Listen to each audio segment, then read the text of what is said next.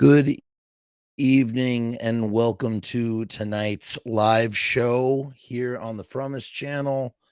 We are talking comic book movies tonight. We're talking The Flash. I have this weird stringy piece of hair just being all renegade-ish. So I'm going to remove that for a second. Yeah. We're talking about the Flash movie. This was one of my most anticipated films of the year. I was really looking forward to this one. Big time. And I have to say it delivered hand over foot. I don't know if that's the right euphemism to use here. Hand over foot it delivered. I really enjoyed the crap out of it. And so hard. So if you have not seen The Flash yet, you do not want to be on the stream. I'm telling you right now, avoid the stream. We're doing a full-on spoiler heavy review talking about The Flash, the things that I liked, the things that I loved, and there are a few things that maybe didn't quite work for me.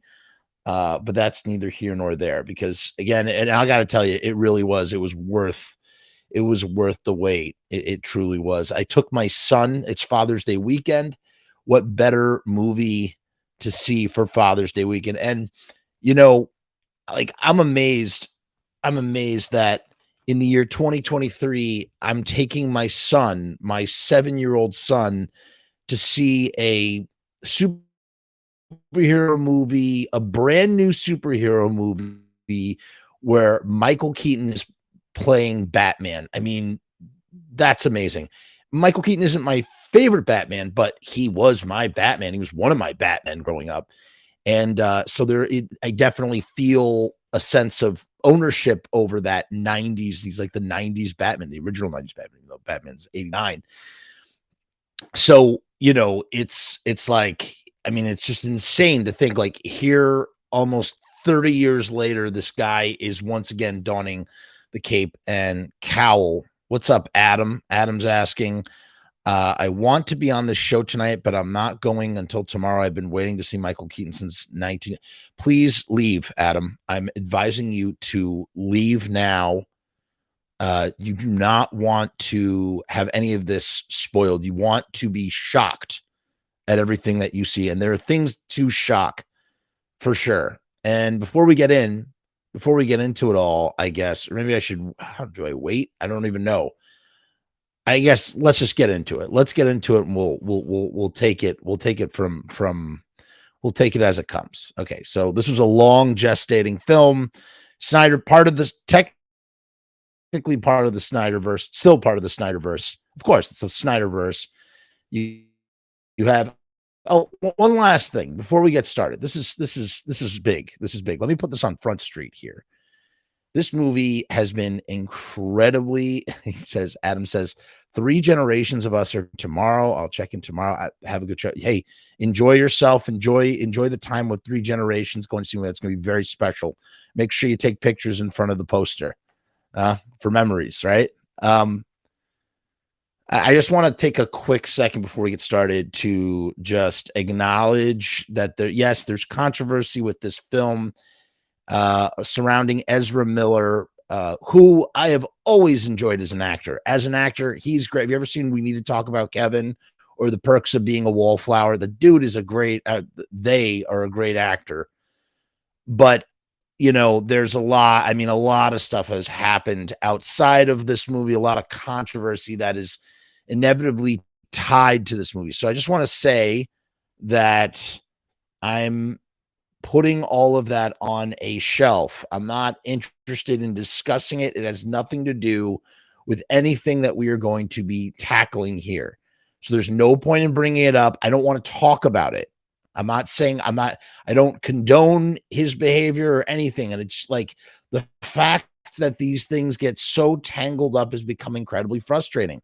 On some levels, in some levels it tracks, and on other levels, it's like, just let's not talk about it, man. Let's focus on the movie. Let's focus on the art. Evening, Ron. How are you, Ron? Ron, happy Father's Day to you, and I hope you have a great time with your family tomorrow. Ron Ron is the patriarch of he has a very large family. Good for Ron.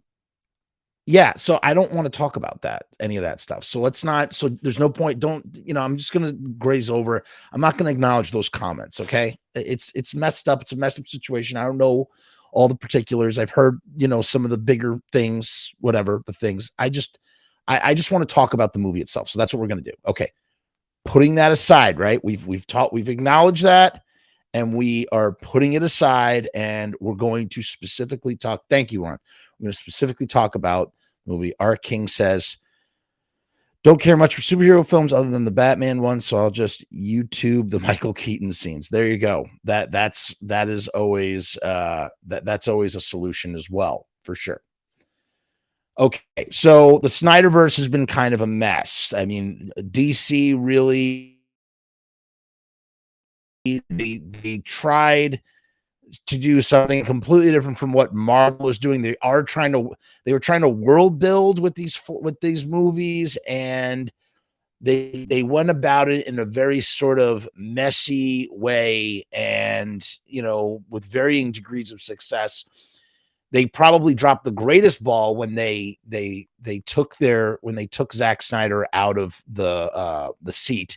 And Zack Snyder had very good reason not to be there. Should he have not wanted to be there? I don't know if he was pushed out or if he wanted to leave temporarily. He had a real tragedy. And speaking of Father's Day, my God, he had the worst tragedy that could befall a father. One of the worst tragedies, I would say, that could befall a father of any child.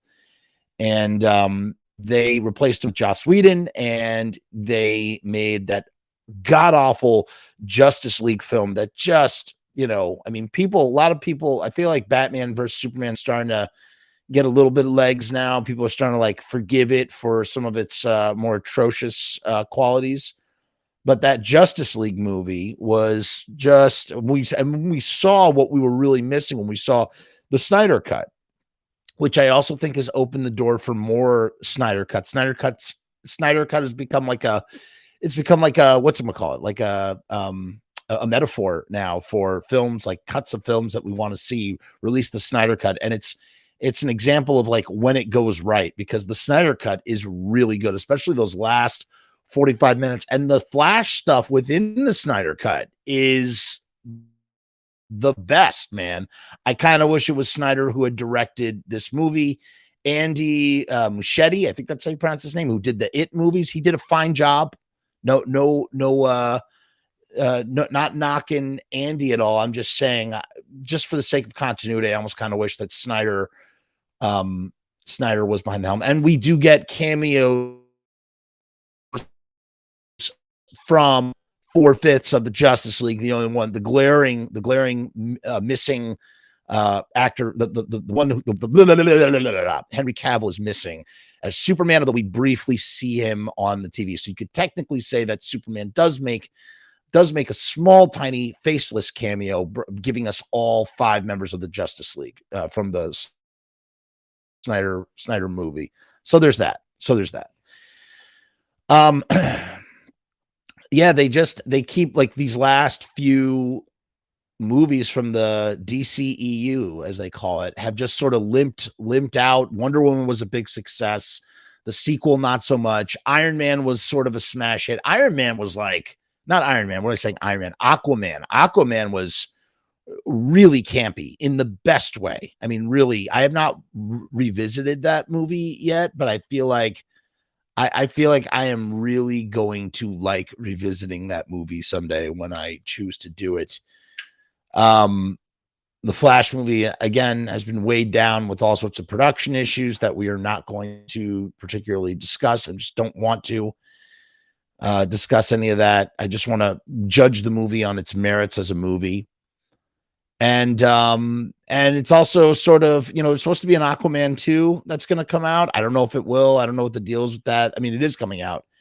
It's kind of weird that they're ending everything with Aquaman 2. This probably would have been the better way to sort of cap off the Snyderverse as we now launch into James Gunn's DCU, DC universe, which I'm very excited for. even though I'm sort of weary of superhero films in general at this moment. I think I have Marvel fatigue, really. I don't know. I just have fatigue, man. Like, I still go to see them all, especially I got a kid that loves watching them and stuff, but like, I'm kind of over it for the most part. It's, but I will say, since Endgame is important. We got to mention Endgame, because Endgame is the type of movie where it's like this is so unbelievably great. How could we possibly top it?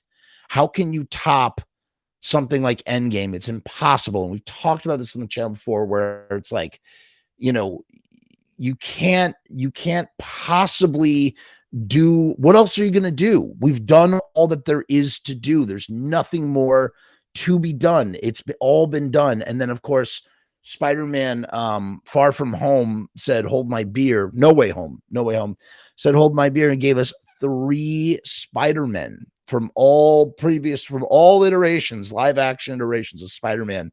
We got Tobey Maguire, we got Andrew Garfield, and we got what essentially is not only the third film, or the concluding film with the Marvel universe, the Marvel Cinematic Universe, Tom Holland Spider-Man, but also gives us a final film for Andrew Garfield Spider-Man, and gives us a fourth film for Tobey Maguire. In a way, it's like this incredible masterstroke that somehow manages to equate everything that's going on in Endgame. And it's actually, it's really good. There's some weak stuff in there about the villains, whatever, this, that, and the other.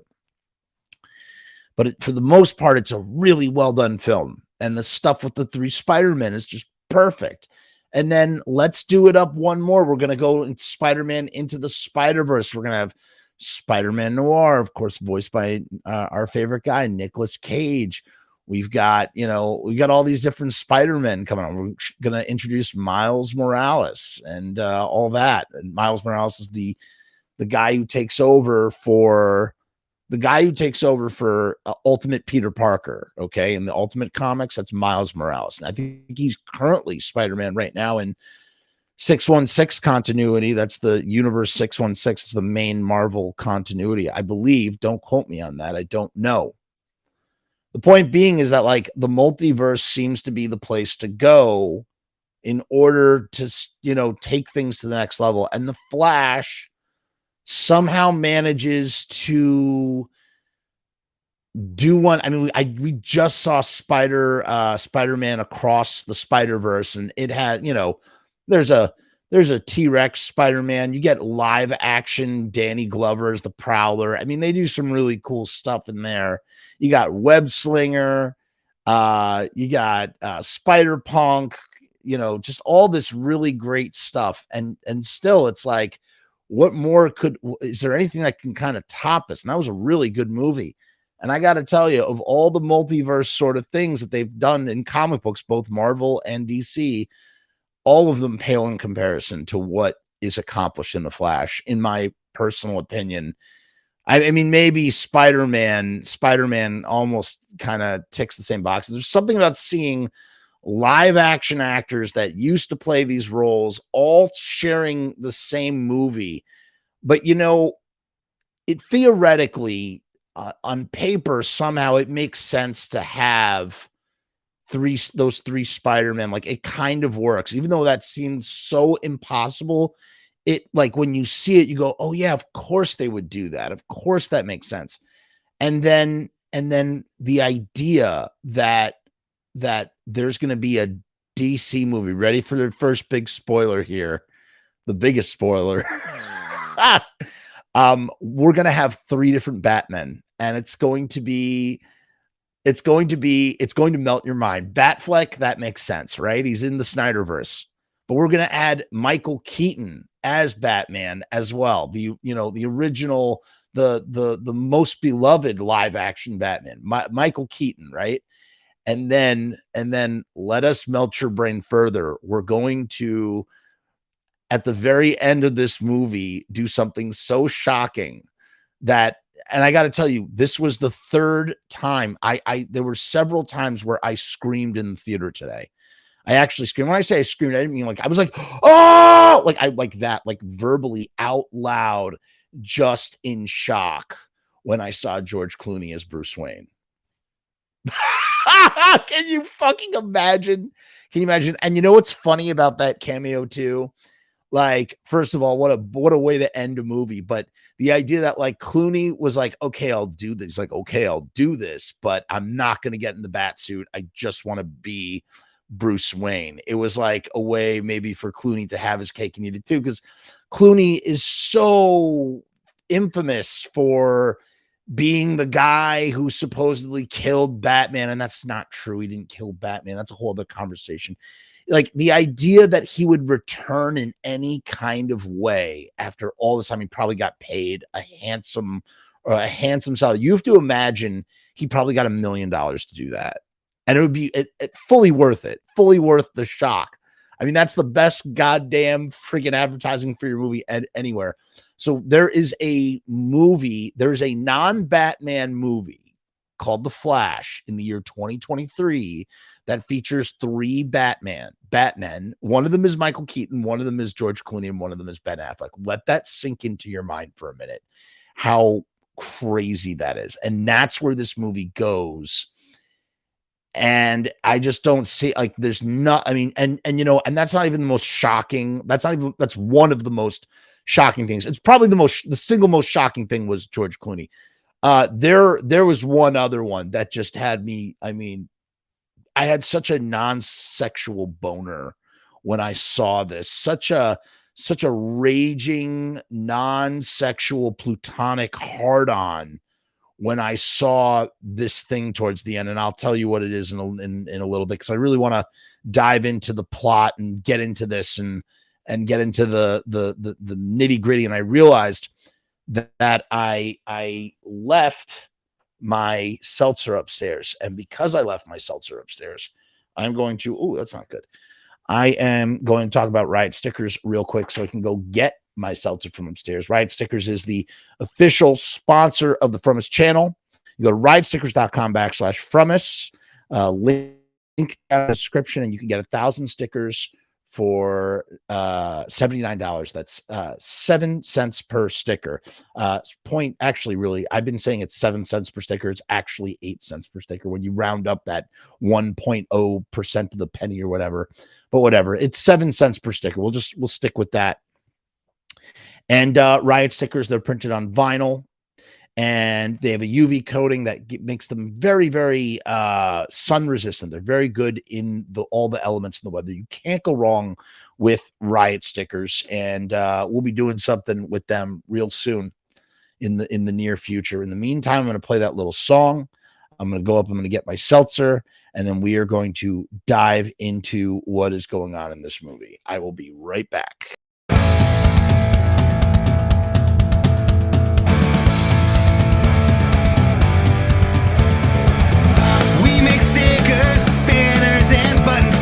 Posters and promo cards, there's nothing we can't print for you. From stage backdrops to bass drum heads, we can print on shirts, we can print on hats, we can print on pants. Cheap prices and high quality, quick turnaround times and free shipping. We also offer free artwork support, great customer service, and so much more.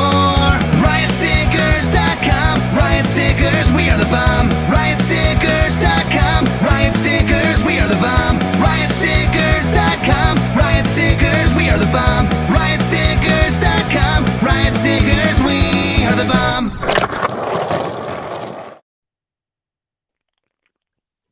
Okay, we're ready to rock. We're ready to roll. So the Flash movie picks up sometime after everything that happens in the Justice League.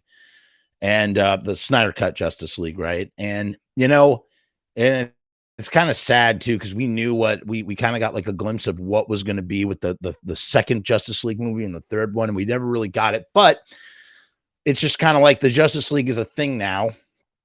And basically it starts off with, you know, Bruce Wayne. He's like the leader of the Justice League, and he calls up Barry Allen, who is late for work, needs to eat. Barry needs to constantly ingest calories because of his super fast metabolism. And they do this whole opening. They open the movie with Barry saving 9 babies falling out of a window, like a maternity ward at Gotham Hospital, while Batman is trying to catch some crooks from Falcone's terrorist group that has like a very dangerous disease, virus that could destroy, kill many Gothamites in a matter of seconds.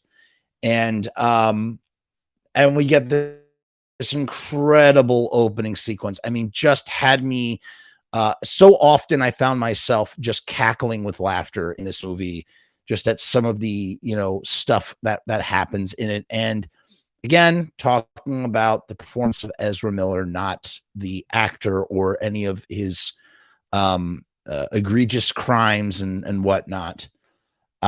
His performance as Barry Allen is great. I mean, he's just great. I love what he does. I love the way he embodies the character. I love the way that he glides with the Speed Force, the way he runs, and he does this he's doing this thing, it's almost like he's doing like a ballet.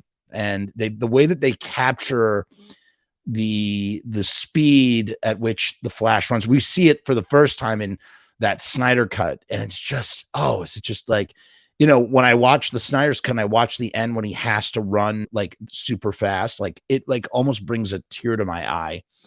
He's going so fast and he knows it, everything depends on it. And it's just a great moment of heroism. I just really love it. So we're getting this great scene of Barry. He's saving all the babies and he hasn't eaten, so he's stuffing his face with food from a vending machine. And it's just, it is delightful. It is absolutely delightful. I've heard that there were some complaints about the CGI in the movie. And yeah, there's a lot of you could tell the director's trying to play it off as a stylistic choice. The CGI is not top notch here. In fact, some of the CGI is very reminiscent of the CGI, the very famous Mustache Gate CGI from the original Justice League with where what's his name?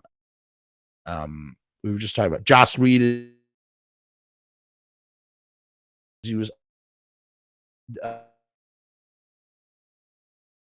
and was playing a bad guy with a mustache and contractually couldn't shave it.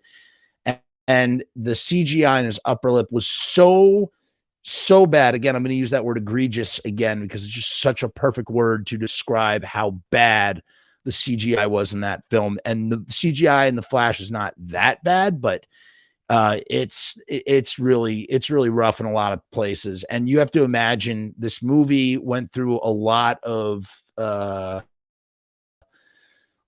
production, a lot of post-production, and on a budget that was already huge.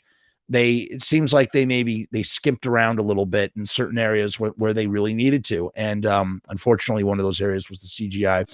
But we do get a baby in a microwave. And it's just the most, let's put it this way. This is one of the only movies where a baby placed in a microwave might be the most delightful thing ever.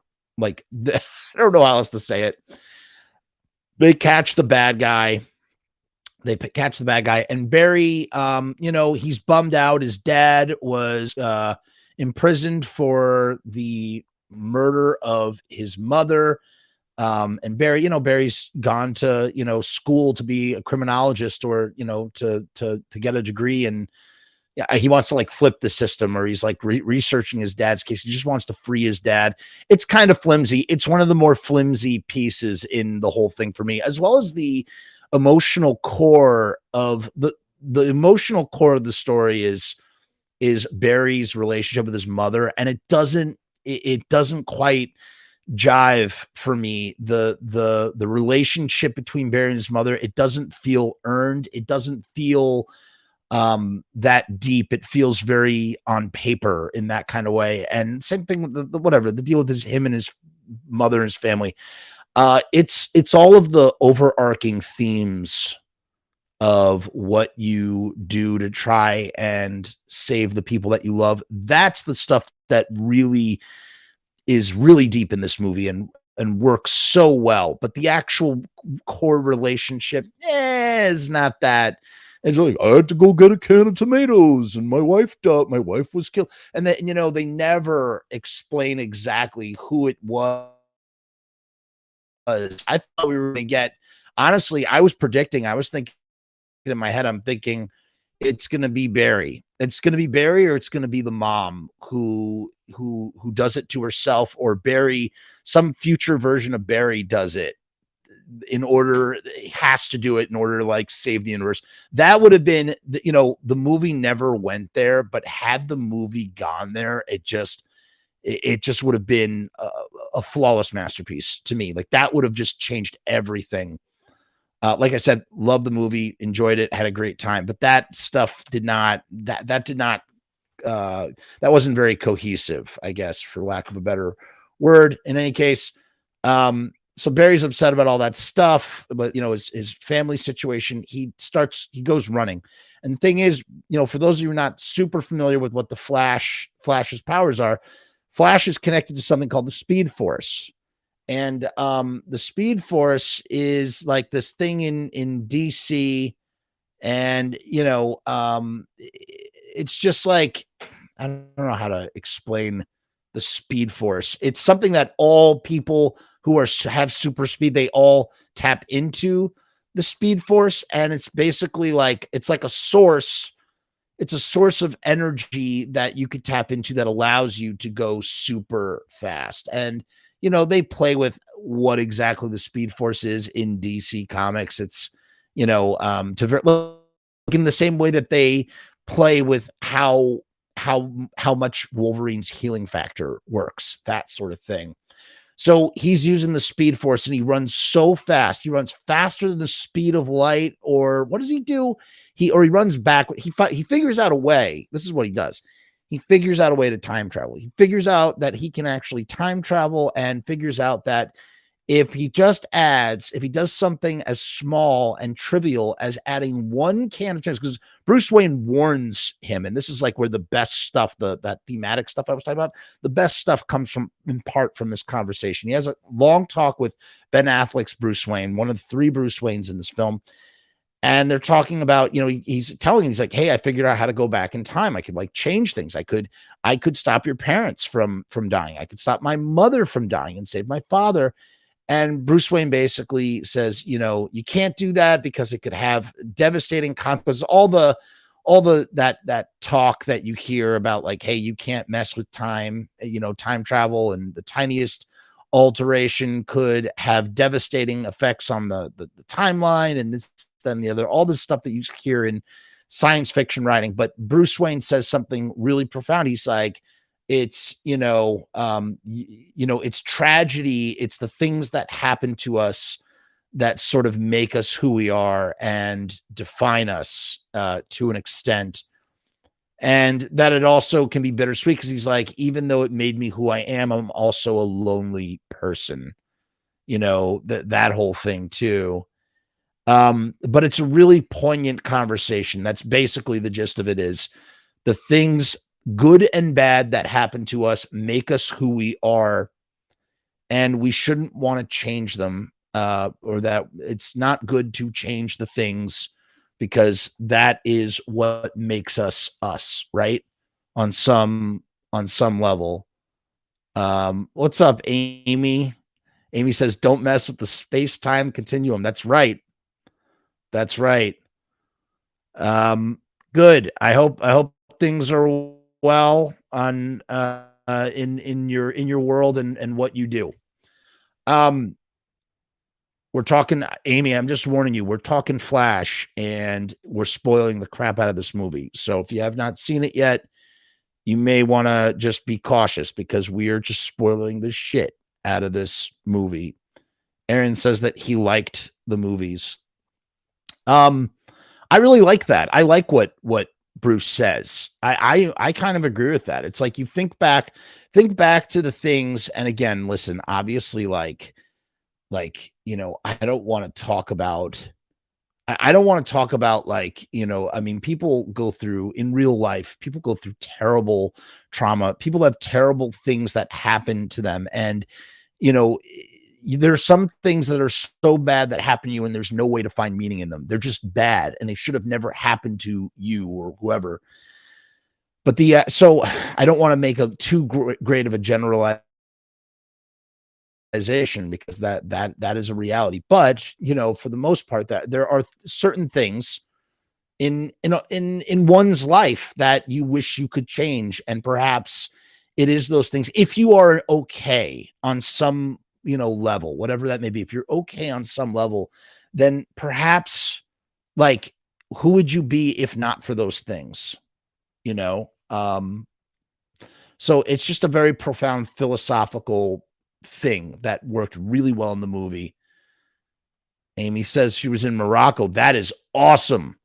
Wow. That is cool. That is cool. The continent of Africa. I've been there once myself. Never to Morocco, though. That would be cool to go. And I'm glad that you have seen it and liked the movie. That's great. Okay, so we're talking about this.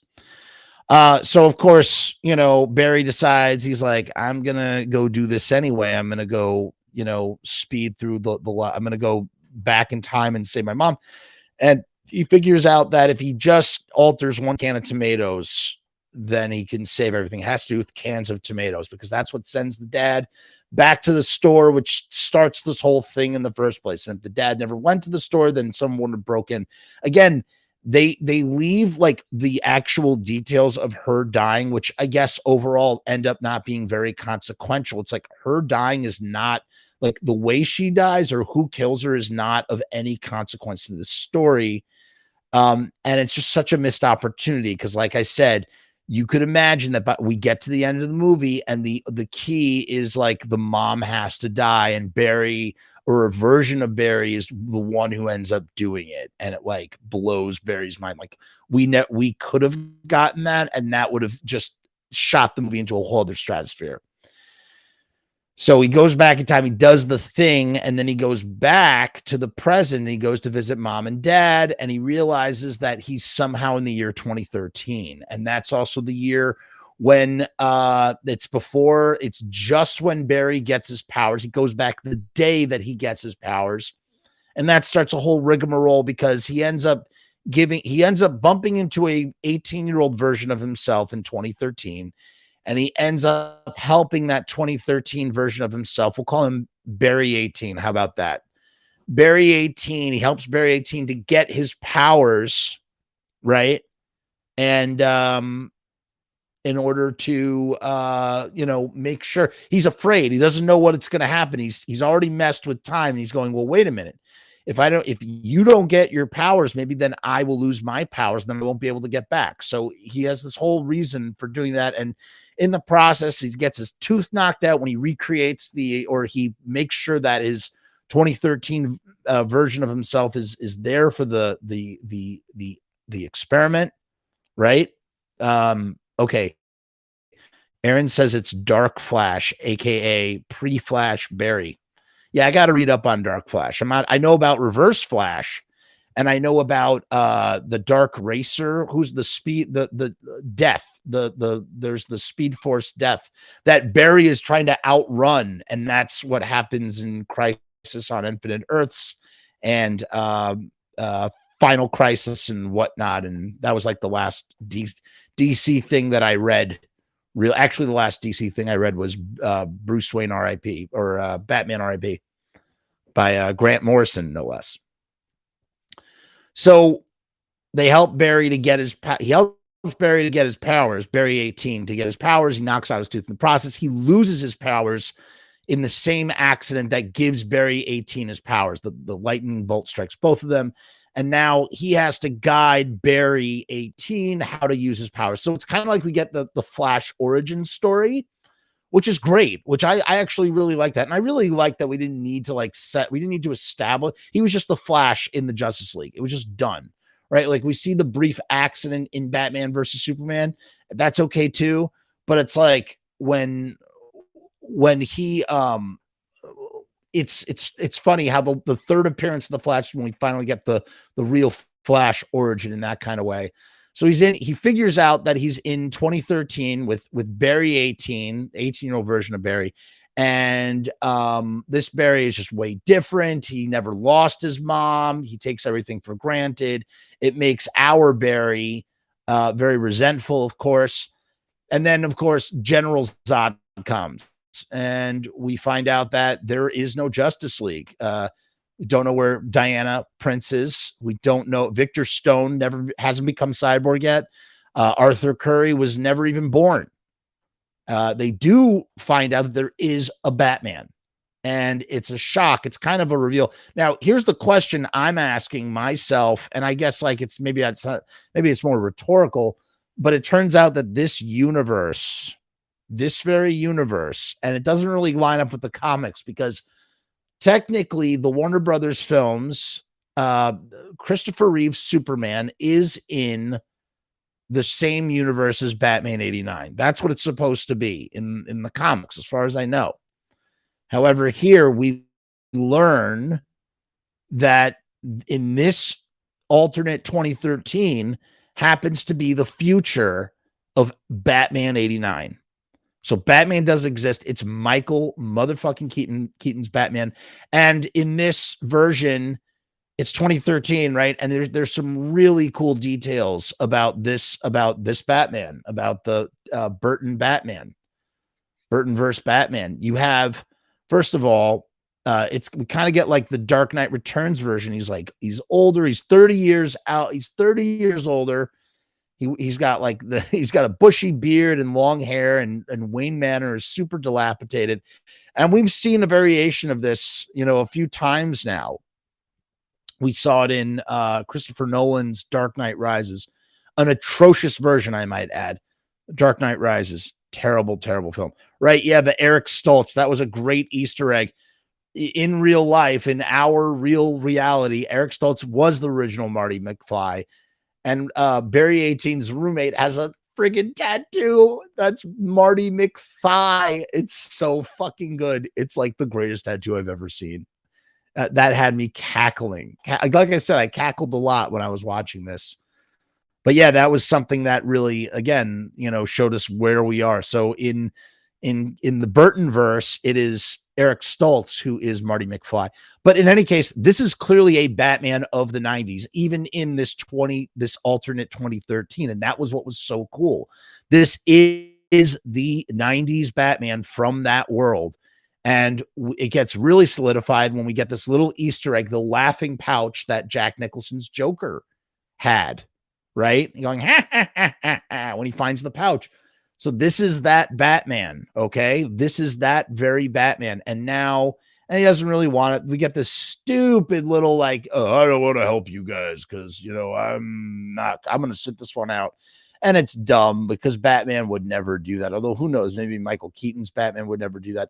And I completely neglected to mention that this is also 2013, which is when General Zod comes to the Earth seeking out. He's looking for a citizen of his planet. We think that it's going to be Kal-El, but in reality, he's looking for Kara Zor-El, and she's the cousin of Kal-El. And in this world, there's a few different origins of Superwoman and Supergirl and whatnot. And I guess the modern version is like she is a teenager that comes from Krypton to Earth, and she was tasked with actually protecting baby Kal-El, and their pods got separated on the way to Earth. So General Zod is ready to, terraform the planet, all that stuff that happened in 2013, except they don't have a Kryptonian to help them fight. They convince Batman to track down wherever they think Kal-El is going to be. And as it turns out, Kal-El happens to be in Russia, or they think he's in Russia. There's no metahumans in Tim Burton verse. Interesting. Metahumans didn't exist in didn't exist in Michael Keaton's verse. Interesting. I always thought that, I don't know. I read somewhere online that Christopher Reeve's Superman is in the same movie verse as the Burton verse. Who knows? Definitely not a hill I'm going to die on, because I don't know. But I will take your word for it. So in any case, they infiltrate this facility in Siberia to rescue a Kryptonian that they think is going to be Kal-El, and it turns out to be Kara. And she's kept in like a pod, and they got some red sun. They don't mention the red sun technology, but they got some red sun technology in there, that sort of thing. And they save her. And of course, Batman does help them, and it's great, dude. And you just get to see the version of Michael Keaton's Batman that we always kind of wanted, but could never have, because the bat suit was so crazy to wear. I mean, Michael Keaton could not turn his head. He's in this thick rubber that, like, he can't move or anything. And I heard that Michael Keaton, when he was on the set for this, he was like, could you take a picture of me for my grandkids in the bat suit? Like, this dude was Batman. He's got like 1 million pictures of him as Batman. He's got to take a picture of himself as Batman in this suit. I mean, that's it's funny because Michael Keaton twice before in the last decade has donned some sort of superhero facade. First, he was the Vulture in Spider-Man Homecoming. Great. He was so great as the Vulture. And he also was in Birdman, which is kind of a meditation on him as, being Batman in the 90s, which is also interesting. In any case, here he is again, and we get to see him as we've never seen Batman in a way. And it's so funny how his Batman is so different from Ben Affleck's Batman at the opening of the movie. It's really cool. And we just get to see, they have a stunt double in there, and because it's the bat suit, it's so seamless, and we see these shots where he's like, he puts his cape up to protect everybody from bullets. And you're just like, he's just such a friggin' badass. He's so badass. He's so great. And his technology, the tech that he has is very like 1992. Like, he's using like all the stuff that he uses is old. And that was so super cool. So it's like, they literally were like, let's take Batman from, like, if Batman retired after everything that happened with Catwoman and just, faded off into the ether, that's this Batman. And like, metahumans don't come along until 2013. When Zod comes out, and he's just, man, he's great. Yeah, he's a real hero. I agree. He really is. He's so badass. And he even made, I've never liked the line, because to me, it was never Bruce Wayne. I like the line as a funny line, as like a goofy sort of thing. I love it. But the line, you want to get nuts? Let's get nuts. Like, that was always Michael Keaton breaking character for me. It was never Bruce Wayne. We get at the beginning too, you can see all the crazy suits that are in the beginning of Batman, the Batman 89. You see them in Wayne Manor. Even down the kitchen is the same. I mean, they put so much loving detail into, and we see the Batmobile. We don't get to see the Batmobile in action, but we do get to see the Batmobile every time something like this comes. And, all of this stuff is just, it's nostalgia juice, it's member berries, and it's typically, I don't like that stuff, because I think it's like, it's such a cop out. Let's do something nostalgic in place of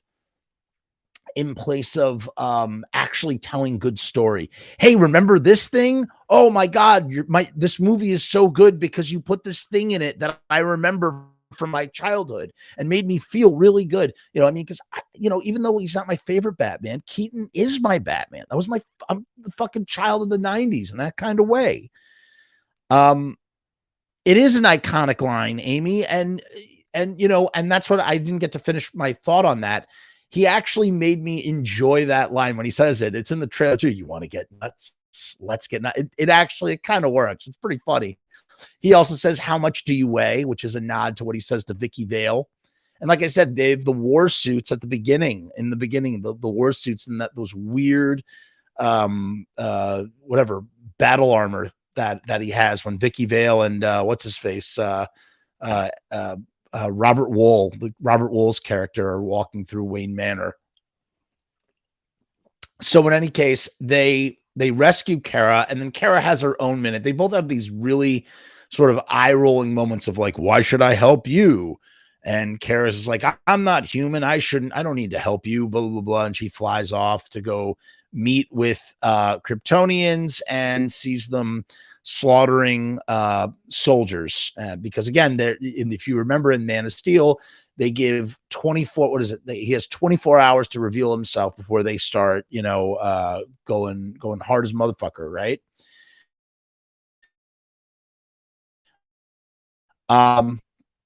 And so they launch an assault. But I forget, I neglected to mention that our Barry, the other Barry, he does get his powers back with the help of Kara. He gets electrocuted. Things get Frankenstein. Things turn into Frankenstein for a minute, where Bruce Wayne kind of becomes Victor Frankenstein. He's setting up a bat kite, of course. Is a bat kite to electrocute Barry Allen into getting his powers back. Pretty great. So then, they take one of the old bat suits and turn it into a Flash suit, which is awesome. Again, just like every little detail, all the details are great. And then we get to see Zod, and Zod is really inconsequential. He is just a plot point. He's just there. And it's kind of crazy to think of all the things that are being mashed together in this movie. Zod is there, and he, they battle with Zod and the two other Kryptonians and all the Kryptonian army. And, it's that whole thing from Man of Steel about the Codex, which is all of the Kryptonian DNA is within Kara's blood, not Kal-El's blood, like in the original Man of Steel. The fight happens in the desert. Both Kara and Bruce are killed as the two Barrys like team up together to kick all sorts of ass. They both get killed, and they both go back in time to sort of reset everything to try and save everybody. And they learn. And once again, Keaton's Batman does die, and he dies in a spectacular and noble way as he goes up against a Kryptonian and who he concusses but does not kill. And then he dies, and it feels more earned than, I don't know. It feels earned. And it's kind of like, it's a fitting end for the Keaton Batman, I think. And, and of course he says a little line. I forget what he says, something about like, this is the end of me this time, something basically alluding to the Clooney cameo that's going to happen at the end of the movie. So they keep resetting, and Barry 18, he starts to lose himself. He starts getting the shrapnel gets embedded in him. And then we see this character that's sort of been like ominously in the background and kind of put everything into motion to begin with. And that is this character of the Dark Flash, who surprisingly turns out to be, of course, Barry Allen, right? So Barry Allen is the Dark Flash, and they are also known as the Dark Speedster. And he was the guy he knocked Barry out of the Speed Force that brought him into that alternate 2013 version of Barry. But he is the older version of 2013 Barry. And he still thinks that he can save his world from Zod. And the point of Zod, and like, there's never supposed to be a resolution, because the idea is that that this world is always meant to be doomed, and that Zod was never going to, be defeated. They were never going to defeat him. And he's spent decades inside of the Speed Force trying to stop that, as this really dark version of the Flash. And eventually he tries to kill our Barry, and Barry 18 saves himself, or saves Barry from himself, which causes future Barry to disintegrate, all that. Again, there's a great, we've had so many wonderful time machine or time explanation. They did it in Infinity War with Tony Stark. Just these explanations of how time travel works, and we get just a fantastic one from Michael Keaton's Bruce Wayne, who uses pasta and spaghetti as an analogy for all the the way time travel actually works. It's great. And then he dumps tomato sauce at the end, and there's this little joke about the Parmesan. What does the Parmesan symbolize? And he says, no, I think the analogy is over. That's just a garnish. It was really cute, funny line. Amy says Keaton's Batman 90s gadgets are still relevant in this movie. Truly classic, never goes out. They're wonderful. Where does he get these wonderful toys? I actually screamed no when Keaton's Batman died. Yeah, it was a bummer. It was totally a bummer, but it felt earned. He says something that is kind of cliche that we hear in other movies. He says it's kind of like a Darth Vader thing. He says, but we can save you. And he goes, you already did save me. Meaning like he remembered why he was Batman in the first place. And he says, God, I'm trying to remember what he says about that whole stuff about going, trying to change things, change the past, and why it was important. It's important to be who you are.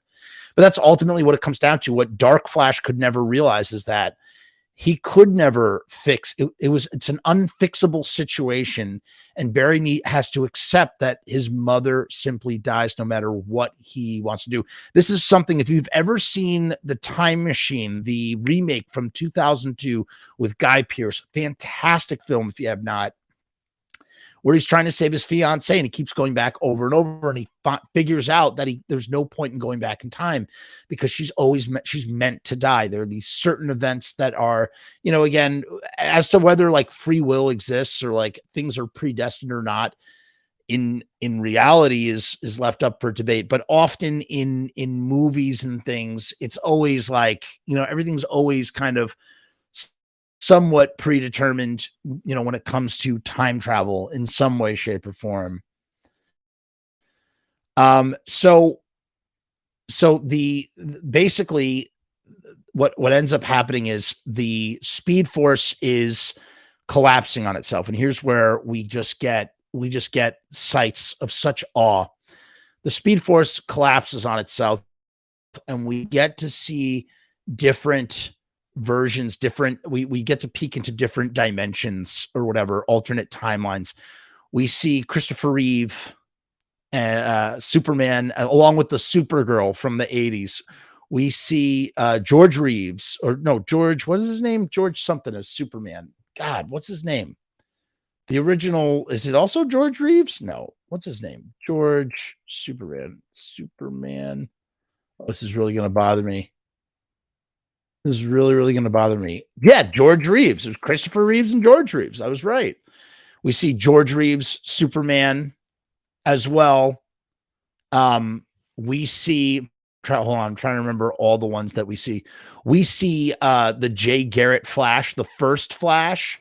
We see him. We see so many. And then we see something that I never thought I would see in a movie. Something that, again, made me scream, like in the theater, that physically scream. We get Tim Burton's Nicolas Cage fighting the giant spider in the third act that John Peters wanted in the draft written by fucking Kevin Smith. I thought the closest we would ever get to seeing, Nick Cage's Superman was the Death of Superman Lives, which is a documentary about this movie that never came to be. And these guys managed to get Nicolas Cage's visage. I'm sure Nicolas Cage had to sign off on that, as well as Christopher Reeve's estate had to sign off on that as well. And, my friend Bob Rose, who's been on this channel many times, he said he was against Christopher Reeves being portrayed in that way. He called it digital necromancy. And I have to hard disagree. I think it's very subjective. And I think when it's done with love and respect, the way that this was done, this was put there because it was like, hey, don't forget, Christopher Reeves was Superman. In 2023, Christopher Reeves was Superman. We want you to remember that. That's love, man. So that was really friggin' cool to me to see that little tip of the hat. And then, of course, we get Nick Cage as Superman. And this is the ultimate fan service. This and the George Clooney thing are the ultimate fan service, man.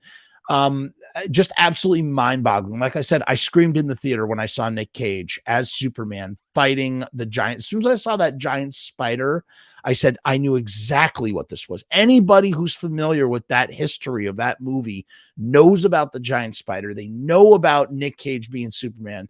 And so that's what was given to us in the universe where Tim Burton's Michael Keaton Batman is thriving. We also get what would have been Tim Burton's Superman. And I'm dying to know what what Nicolas Cage's thoughts are on this sort of cameo. I don't think Nick Cage, I think it was done completely CGI. I don't think Nick Cage had anything to do with that, right? Let's see. It says the Flash's Nicolas Cage Superman cameo explained, but I don't think it says anything about his reaction. God, could you imagine Nicolas Cage as Superman? Would have been the best. Would have been the best. Yeah, this is all just about one day we'll dive into the history of all that.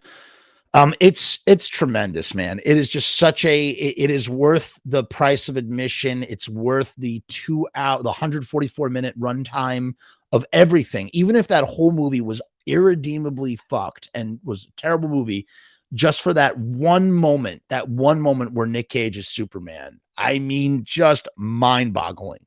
Just face-meltingly. There's not enough things I can say about this. Just how awesome it is. And you know what it was, man? It was catharsis. It was pure catharsis. Validation of something that we dreamed of seeing in the late 90s that we never ended up getting. And now here it is almost 30 years later. I wonder what Kevin Smith must think about this as well, because he technically kind of wrote a piece of that. So Barry ends up undoing the changes with his mother's death. And, we get that little moment where he gets to meet his mom, and it falls a little flat for me. It doesn't have an impact. It just didn't. I felt like that relationship. I felt like it was shoved down our throat without us allowing us to earn the emotion that we would need to see from that relationship. Like we just never get it. I don't know. Does that make any sense? What I'm saying, like we know it's supposed to be important because it's like, that's your mom, but it just didn't, I don't know. It just didn't have the weight that it was supposed to have, I guess is what I'm trying to say. So, he lets his mom go, but not before realizing that the reason why his father could not be cleared. And this is where like also the time travel stuff did not work very well. Some of a lot of sort of iffy structure of that, the mythology, the rules did not really work very well at all.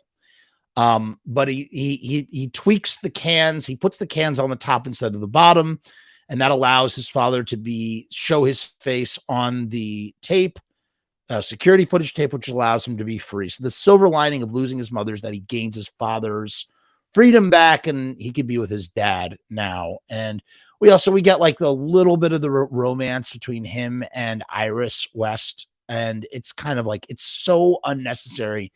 It like they should have cut that and given us like, I don't know, give us some more like cameos from like alternate realities. Like I just did not need the Iris stuff. It didn't matter. In fact, it's done so perfectly in Zack Snyder's Justice League, the Snyder cut, whatever. Everybody knows it's Iris in that thing, and it's just so it's so sweet and cute and awesome. I don't know. I just really like it. In this, it was not. It didn't really. I don't know. It was whatever. So he's coming out of the courthouse at his father's trial or whatever. Everything's all good, honky dory, and that's when we see that Bruce Wayne. Because Barry moved the cans of tomato sauce from the lower shelf to the upper shelf, he has erased Ben Affleck's Bruce Wayne Batman and replaced it with the George Clooney one, which is just friggin' amazing. And also kind of a sign that a message of, hey, Snyderverse is over forever. We've lost Bruce. We've lost Ben Affleck. We're showing you George Clooney, something that is just supposed to be a one-note joke that we are never, ever going to see again. Although, if anybody could have told you, imagine 10 years ago saying, yeah, George Clooney would return as Batman or as Bruce Wayne. Could you imagine? Joel Schumacher didn't live to see that. If Joel Schumacher lived to see that George Clooney had ended up as Bruce Wayne again. I mean, really, truly, nothing is impossible. I always said if Glenn Danzig and Jerry Only can somehow reunite as the Misfits, that anything in the world is possible. This is more proof of that. Anything is possible. Yes. And we get the drunken Aquaman at the end, which was kind of there nothing more than to be like, hey, look, we've got every member of the Justice League back. Actually, Victor Stone. We didn't have Victor Stone. So there was that. And that's the end. That is the end of the thing. And of course, he's so shocked. He's so shocked when he sees Bruce Wayne. When he sees Bruce Wayne as Batman, George Clooney, Bruce Wayne Batman, his tooth pops out. I was waiting for that joke to come back around. It was the perfect button. It was a great movie, despite some of the some of that stuff I was talking about. It was great. It was really, really great. And listen, there's certain movies that I don't want to watch because I don't like the actor in it, or the actor did something really fucked up and I can't watch it. But again, if you can somehow compartmentalize or divorce yourself from Ezra Miller and their actions and the things that they've done, and just enjoy the movie The Flash for being The Flash and like nothing more, then you will have a really great time. You really will. It's great. All friggin' wait, who the fuck is that line? What are you referring to? I don't know what you mean. Oh, you're talking about with George Clooney, perhaps. I wish all superhero movies were like this from here on out. Not multiverse movies, but just the attention to detail and going above and beyond to please all of the people out there. Just unreal. So he's on meds now. Yeah, I don't, they're on meds now. I don't know. I don't know what the deal is. I know I like I said, I don't want to weigh in on it or dwell on it. But yeah, Clooney was great, man. What a friggin', oh God. So go out and check out The Flash. Whether you want to support it in the theater or you want to watch it streaming, it's a movie that everybody should go and see because of the awesome things that it contains. And now it makes me extra curious because that Batgirl movie got shelved. Now I want to know about Michael Keaton's role in that. And would Michael Keaton ever return for a Batman Beyond movie with Terry McGinnis? That would be fucking excellent. Who knows? I mean, again, this is a movie that somehow magically had George Clooney, Michael Shannon, the visage of Christopher Reeves, the visage of Nicolas Cage, who else? 3 different Batmen. I mean, God, it's crazy, man. It's freaking crazy. With nods to the Jack Nicholson Joker, and oh God, it's just what a smile on my face. Just put a smile on my face. Okay, that's it for tonight.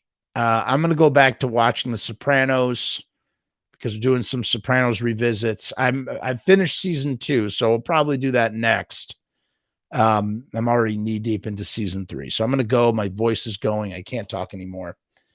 Happy Father's Day to all the dads out there, and happy Father's Day to all the single moms out there that have to be mom and dad. Because that happens too. So tip well. If you go out to eat, tip well. Tip all the servers well. You know, some of them don't want to be working there for Father's Day. So, okay. Goodbye.